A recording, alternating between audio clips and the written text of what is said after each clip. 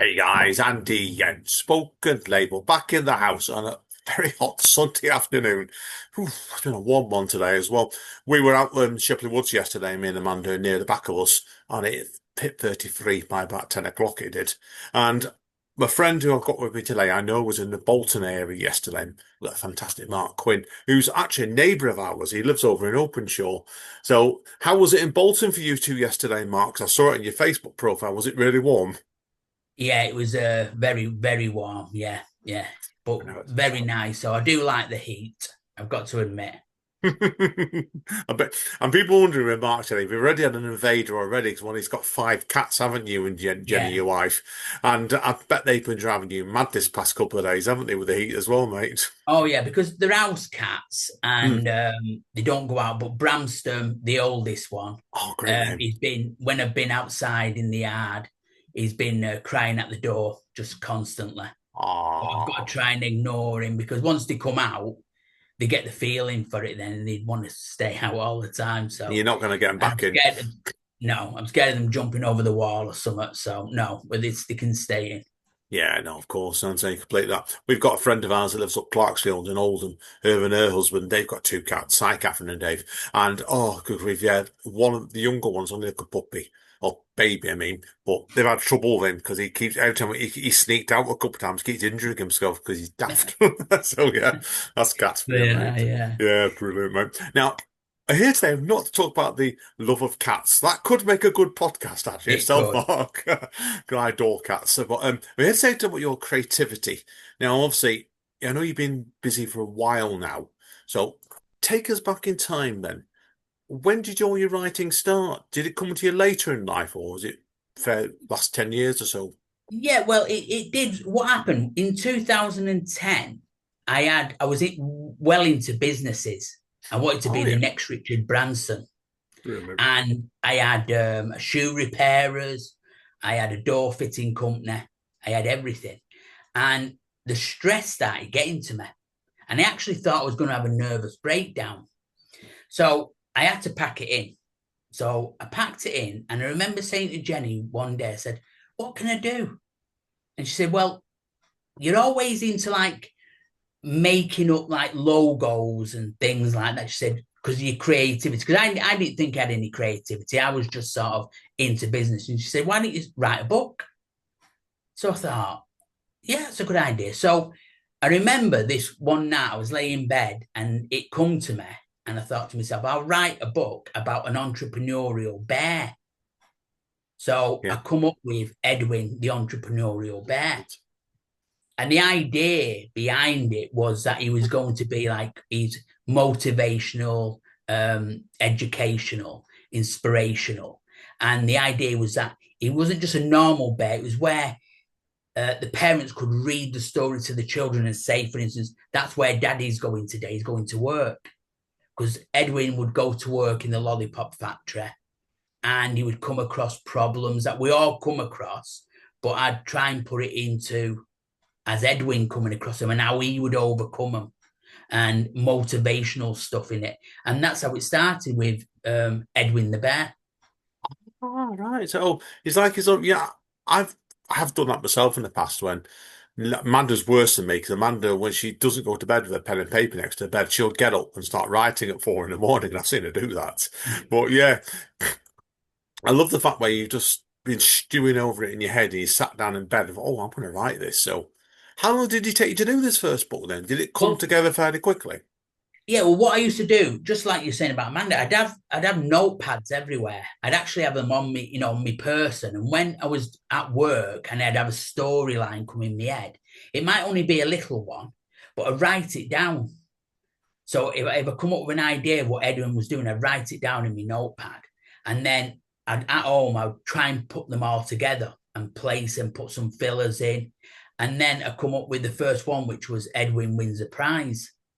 And I got my idea was to make them into picture books, Oh, but I didn't have a clue what a picture book was, the format of it. So I come up with these little Edwins, these Edwin wins a prize, and I got this lady from Peterborough who drawn me the pictures, and we put them together. And then when they turned up, I thought, well, that doesn't look like a picture book at all. it had the pictures in them, and then I carried on writing them and got up with a selection then of about 4 Edwins with pictures in them, and that, Brilliant. and then it went from there. Oh, brilliant. It's just like I said, it's clear that is that it was a book that took off a life of its own for you, really, went in a direction you didn't Yeah, expect. So I understand you with that. It's the writing sometimes as a habit when going in. It's almost like the characters don't behave, do they? And no, you've always sat at the exactly. end Yeah, there, you're sat there thinking, "Oh my God, I've done this." So yeah, yeah. I get you completely with that. So what led you then to doing poetry after that then? So I know poetry came not necessarily next, but it followed in it not long after. Yeah, so I'd written a couple of, once I got the Edwins done, and then all of a sudden, you'll know this yourself, Andy, poetry is really good for mental health. It gets it out of your head. So if you've got dark thoughts or anything that's happening, you jot it down on paper, then you make it into a poem or something. That's what I started doing. So I started, clearing my head of stuff of past things and writing them down. And it was so easy because Jenny was doing all my editing because my grammar was terrible. Oh, I So can relate to yeah, so that. so it was easier for her to edit my poems. And then I started putting them together, and then all of a sudden, a company, publishers got in touch and said that they want to do a book about it. So I thought, oh, this is brilliant. So then I went off what I was doing on my other writing and then concentrated on poetry then. But I enjoyed it so much, I just carried on. They just come to me whenever. I could just be sat here and something will happen, or I'll think of something back and then I'll start writing something down. So, yeah, so poetry, I got into poetry mainly to do with clearing stuff out of my head. Yeah, no, I understand you completely with that. It's something I can well relate to myself, actually. I'm just straight away with that, and I understand you completely with that one, mate. So, yeah, I think it's a natural progression as being a writer. Sometimes that is where it's what poetry means. Like it's saying, it's something that needs saying, doesn't it? So, yeah, Yeah, I understand you yeah, completely with that. And it does. I'm reading back and looking back at your back catalogue before, and you've certainly done quite a variety of books and. Like in addition to your poetry, you've already been telling me about your book, Someday We'll Understand, the true yeah. story of the missing fisher trawler for Doris Burton. Now, what made you then want to do this book then? Because this is a lot more like local history, this one. Yeah, well, I work in IKEA and there was this, Oh dear. Oh dear. yeah, yeah. I've got a friend. I've talked to him a minute about afterwards. I've got a friend as one of the managers over there. Have you? Right. Yeah. Oh, Yeah. well, good. So I knew this co-worker, and she told me about her great great granddad, Absalom Cave, who was on a fishing trawler off the coast in the North Sea, and it vanished in 1914. So I thought, well, that's interesting. So I've always wanted to do it. So I started getting all the papers, all the history, and looking for things. And I found loads of information about the Doris Burton and about the people. I even found, I put an advert in the Hartlepool Times, and I had people writing to me who were related to people from the Doris Burton. And I put all the story together and Wow. I self-published that myself. But I could have gone more with that. I could have done more to do with it, but then the poetry took over and I just left it. But it is a fascinating story. Yeah, okay, completely. Yeah, understand from what you told me before about that. Yeah, it's obviously like you said, people will notice you don't just stick, you just don't stick to one genre. Do you find No. it? I'm a bugger in this one by any stretch of thought. You'll know this by now. You see me read, Yeah. and I remember your wife telling me actually when I saw you both over at the station and run my Damien the other week. Like it's the first time she'd ever heard me do poetry, and I've been writing Yeah. poetry for years now. Like really goes back. But like I said, nowadays I'm on novels as much and short stories as much as poetry.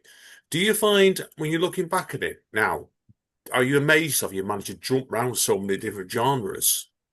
Yeah, I am. I'm one of the things I always thought to myself is that if I stuck to one, I might have been more sort of successful by doing more books in the same genre. But because I've done comedy, serious ones, positivity, and I keep changing. And I think that's my downfall regarding the books. The only things I've actually kept going is the Edwin ones and poetry. Yeah, I know it's you told me before there's been more Edwin books come out of that one, which is Yeah. pleasing to read because you've done was it one more book in the Edwin series or is there more in that and I'm not aware of? No, well, I've done Around the World Yeah. with Edwin the Bear. That's like Phileas Fogg. I've got a Christmas one out called Festive Tales. That's got two stories in it. That was the one I was going to ask you about in a minute. Yeah. We'll save that for what comes next in a bit then. So yeah, Okay. that's fine. Oh, yes, fair enough. Then so it's like the other thing, obviously, you've done another book as well, which is another different direction. Is your book promoting positive? I'm going to stumble this word, but dyspraxia will kick in. Is promoting positivity. Now, and obviously, people will notice that about you. You're one of the most positive people I've met, honestly, on the poetry circuit, and that compliment to you and your wife Jenny Thank there. you. So, what made you want to do promoting positivity? Well, I've always wanted to do a book, and going back to the business days, I always wanted to do one on logos, right? So it would be like a logo, say Virgin, and then write about Virgin. And I always had stuff like that in my mind. And then because of being, positive and always wanting to be on that thing, I thought to myself, what I'll do is I'll write a book and it'll be just full of positive quotes, my favorite positive quotes. So I scoured everywhere of favorite ones and the ones that I thought were quite motivational. And I ended up putting them all in a book. And I call it my coffee table book. So it's one of them that you can have just down at the side. So when you're feeling a bit down, you can just flick through it and read a few positive quotes and get you back on track. Yeah, So I that's like what I that. did in that one. It's a really good idea that challenge. Yeah, straight away with it. Now, I've looked online on your website as well, which we'll get the quote out later. Is that your biggest book you've done today? That promoting positivity one? It looks like it's a fairly hefty book. Yeah, that's a really good seller on Amazon. That's me bestseller. Mm, Um, the next one below that is Someday We'll Understand. But yeah, the promoting positivity, I'm so pleased with it because it goes all over the place. It's I used to have a map behind me oh yeah. where I put a pin in, and they've gone to like Brazil, Oh, India, fantastic. Japan, and I think for an author, you'll know is that when they go somewhere and they go to another country, you think, my word, someone's got my book in that Yeah, country. yeah. And I've it's had that such, myself. it does, it gives me such a buzz. Yeah. Oh, and I can believe you on that one. So now, obviously, you've nowadays, obviously, apart from all these books you've done, you're quite a regular on certainly on the North Manchester side of the spoken word circuit. Yes. And what's the furthest you've travelled so far, you and Jenny? Then, Well, I've been the furthest has got to be, well, it's not that far really. I mean, Wigan yeah, no, we're getting yeah. and Delft, which is up Saddleworth way. I saddle with it, yeah. It's Yeah. interesting, So, you think with Delft, it's a funny one. Like, 'cause I think you're on public transport like me, and Delft's not that far away from where we are, but it's a bit of a bugger to get to by public yeah, transport. exactly. Yeah. Yeah. No, It is. yeah, It's terrible to get to. But yeah, so I've not been that far, but I do want to stay within the Manchester region because, as you know, with most of my poetry, I try to make it gritty and Mancunian-ishy and that type of thing. So when I went to, for instance, Delft, it was very much more soft poetry. So I had to sort of curb what I was doing. So I, yeah, I like to just get it out. yeah. Things are falling on the floor around me today. I've got the window open. Yeah, no, he does. I think you're like me. You find when you go to various nights as well, each night is different per every night you go to, really, because no Yeah, night is the same, really, is it? So, no. yeah, I and I mean, know. that's why I like going to speakeasy because at the Dulcimer, I find it very professional, relaxing at the same time. It's really well run and Thank you. it's got such a good audience, and you feel comfortable when you're up there on stage, Yeah, and you get a good response. And yeah, I really enjoy it. That's why, I always make sure if I can get there. Yeah, Dulcimer. Yeah, you guys are always welcome. So we love you Yeah, coming along. So they are in Speakeasy, and we don't really want to go publicising it today because it's not really that podcast for it. But the art of Speakeasy is a friendly, encouraging, yeah, right night for people of know what they want to do, what stage they're at in their definitely. Yeah, creativity. And like we've got people that come along who've done 5, 6 novels before now. And then you've got people like me come along and who just I have a laugh half the yeah, time. So, but yeah, yeah, it's always appreciated, mate, with that. So appreciate that. So yeah, and I know what you mean. Like I said, I've seen you in like a couple of different nights now as well, and it's always good fun. You're seeing people how they react differently all the time. yeah, Now, I know you've been on Mancunian TV as well, haven't yes, you, as well? yeah. And I've got it's a friend of ours that runs it, and I'm not going to name him because he'll tell me off. But so, what's been your experience a lot like so far as well, then? Well, again, getting into my spoken word, I was at the lovely Ruth Yeah, from RFM. Well, I was we at love Ruth. yeah, I do. She was doing it was a marathon poetry thing for RFM about a year ago, and I was there, and Mark Keith's brother, he was there. And he said to me, "Do I know you from somewhere?" So I said, "Oh, I can't remember." Now, 30 years earlier, we'd been on holiday together Have with you a group really? of lads. Yeah. Wow. And then all of a Next sudden, time I see him, I'll tell him about this. I did yeah, not so I know this. recognized his face, and then we got talking. And he's the one who said to me, he said, "Have you ever done it spoken word going to open mics?" And I thought, no chance. I'm not going to do that. And then I thought to myself, I'll give it a go. So I ended up going to them, and then obviously it's the same sort of thing. When you get there and you get your words out and you get a good response, or it's just nice, you get addicted and you just want to keep going. Yeah. So Well, that's how it ended up me getting on Mancunia TV. oh, brilliant. Got a lot of time for Mark. Great bloke. Really Yeah, great he was guy. very nice. Yeah, Yeah, he's one of our favourites to speak. He's not seen for ages as well. So I need to drop him an email to John as well. So you listen, Mark, I'll be speaking to you shortly. Right? Brilliant. Yeah, no, I'll get you completely with that one. So, but no, it's but like I said, it's have you found then, obviously, 'cause over the time you've done on the spoken word circuit, has your approach changed on your work, do you think? yeah. Because what at first I thought to myself, I'm going to try and read it with no paper. Mm, So what was happening? I was practicing. I was because you know yourself. My poetry is not very long, so you no, should think I should be able to memorize it. So I was doing everything great at home, and then when I would go into an open mic, all of a sudden, if I forget something, everything went, and then it would bother me then, and then I couldn't get back on track. So I thought to myself, no, just read it from the paper. You can't go wrong then. If you memorize it, brilliant, but just have the paper there. Just it's like a comfort blanket. So I've got it there. If I forget a line, I can just look down at it. But yeah, I generally that's how it's gone. It's gone from trying to read it with no paper to doing it with paper, and I'm quite happy with doing it like that now. yeah, no, Makes of me feel. course. Of course. Have you not managed to talk your wife Jenny into performing yet, have you? I keep saying to her, "You're gonna have a go. You're gonna," and she keeps going, no, no. But when we come out the other on last month, she said to me, I might do it one day. And I said, well, I think it would be a good, for you to get up there and do it. So you never know.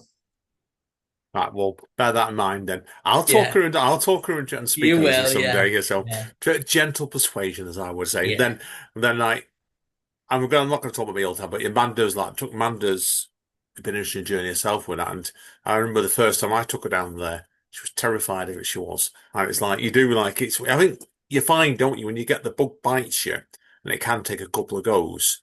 You just know you're not going to stop, don't you? So, and that's what yeah. you're like now, That's aren't you? yeah, So, yeah. I mean, it's like even when you get that nerve, like I say, everyone gets nerves before they're going up because I think it's because you don't want to fail at what you're saying, but it's such an easy environment because, like Jenny says to me, you're in a safe place. Everyone's there who wants to listen to it. I've been to some poetry open mics where they don't want to listen. They're only interested in music. And it's harder because they're not listening, they're talking. Yeah, very And difficult. and it is difficult, but you get through it. But like I say, when you go to a proper um, spoken word, they're there to listen. They want to listen to what you're doing, and it makes it a lot easier. Agreed. Agreed. Sometimes I've been to a number of nights where it's mixed and you get good reactions, but I'm not naming the nights I've struggled with. In those nights, you don't want to do it again. No, I'm saying you completely with that. Yeah, So now I want to give a quick shout out, obviously, to your last poetry book. I know you told me about this before, and I wrote this down wrong, so I had to go quickly go and Google it, make sure I've got it right. Is I'm happy and I know it. Now, yeah. tell us about this book then next, please, mate. Well, I'm happy and I know it come off the back of Life as We Know It. So I've done Life as We Know It by the Mancunian poet, and then I come up with I'm happy and I know it because when I write my poems, I save them. So I get them edited, then I email them to myself, and then save them in a little folder. And then when I've got quite a few, I think to myself, this was before I was doing spoken word. I thought to myself, I'll wait till I get to quite a few, and then I'll do a poetry book because I've been into all sorts of things like for the environment and things like that. So whatever comes into my head, I write them down. So yeah, so I'm happy and I know it is just all my past poetry that I've never actually done spoken word or anything before. Ah, so see, that's almost like your page poetry then, isn't it, really? So Yeah, yeah, that's fascinating, that. So, and it's like to actually make the decision that you know some stuff isn't going to be like performance based. And I'm always, I believe with poetry like that is I've got loads that I would not have a cat in hell's chance of being able to perform for various reasons. But yeah, I yeah, understand you completely. Oh, brilliant. Brilliant stuff indeed, mate. Now, obviously, I know you've got a second Edwin book on the way, haven't you? Coming up, you say yes, towards Christmas time this year. So, do you want to tell us yeah, about that next yeah, then? yeah. So the Edwin, the next one is Edwin and the Cyberbully. So it's to do Brilliant. with kids who have been rather bullied at school, or with this day and age now, it's generally down to computers. And so it's about a little panda who gets all his passwords. So can people get into his computer and send messages? And he gets Edwin to come round to give him some advice on how he can sort stuff out. So that's coming out. That's coming out very, yeah, definitely before Christmas. That will be out. Ah, brilliant. Do you envisage there will be another poetry book come to follow at some Yes, point as I well? have. Yeah, I think that will be out this year or maybe beginning of January. That's called Pints to Poems, and Ooh. that's um, going to be a book of like my spoken word poetry in it and stuff that's happened from my life. So being like out and about drinking, not having the confidence maybe to get up on stage, from doing that all the way to say for instance being at the Dulcimer is a big step, and I never think I would get to that point. Yeah. Yeah, because it's just the way things are in the early days up to when you get to doing poetry and doing spoken word. And I don't drink now, and I think to myself, getting up in front of people, I never have done that in the past. Yeah, I was But talking to yes, your Jenny about that last month for Speakeasy, yeah. and I showed you how you learn that stuff. I didn't know there was any alcohol-free Guinness cans Oh, because it's the best. I saw them and I can't was form and I thought I'm going to try to go with that at some point because Oh, yeah, honestly, what they like with sugar out of interest is there a lot of sugar in them because I'm becoming diabetic. I'm not. It's not the alcohol. I've got to be careful. It's the sugar. I don't think there's that much in it. I'll have to have a look. I'll have to look at that. It's very, yeah, it's a stout, so I don't think there's that much sugar in it. I don't think it's like we had an alcohol free cider the other day. Just tried it, and that was very sweet. That was like it had loads of sugar in and that, which we didn't like. But the Guinness, no, try one, I'll you'll give it a love go. it. I'll have to give that a go. Definitely, as honest, yeah. Like I said, it's just done fact is people wondering me, like, I'm diabetic. alcohol drinking, I've got to be very, very careful with. Oh, yeah, Yeah, but yeah. no, noted. No, that's cool. No, cool. Good luck with that. So, certainly, would you envisage yourself ever doing a spoken word album someday, maybe, or because I love Possibly, yeah. your voice is so distinctive.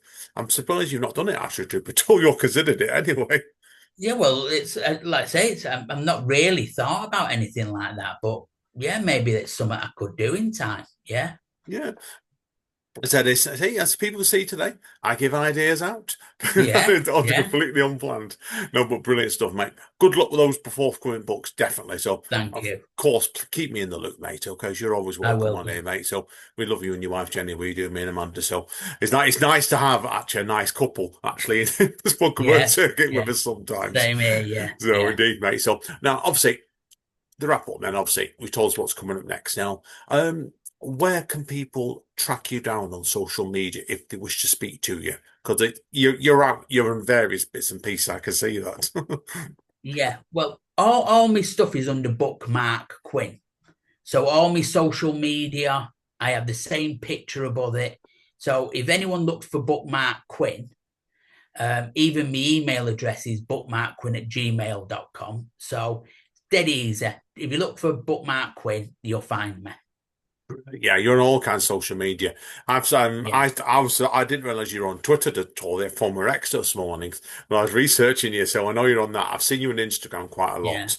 You're on Facebook and you're on TikTok, aren't you? I seem to recall as well. I am on TikTok. I've been on TikTok and then I've come off TikTok and been back on it again. Because I've not really got the gist of what it's about.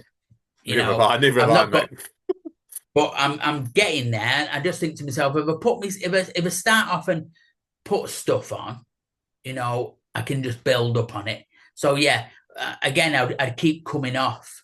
So I'd be on TikTok and then I'd close it down, and then I start up again and close it down. But I'm going to stick with them now, so I'm staying on it. No, good luck, man, straight away with that. So, right, folks, yeah, that's it for the end of part one with the wonderful Mark Quinn here now. We are going to take a little break now, and when we come back in a few minutes' time with part two, Mark's going to do a selection of pieces for some of his various books. Thank you again, mate. It's been great fun today, Thank this. I've actually really Yeah, it's enjoyed been this. great, and yeah, Listen, brilliant. mate, so we're looking forward to this one for a couple of weeks now. So, okay, folks, see you all in two checks of the dice.